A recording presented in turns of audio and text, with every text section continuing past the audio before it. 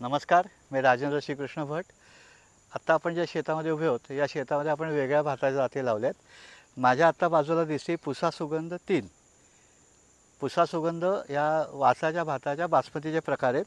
लांब दाणा आहे आणि याच्यामधले आपलं 3, 4 आणि 5 या जाती आपल्याकडे आहेत.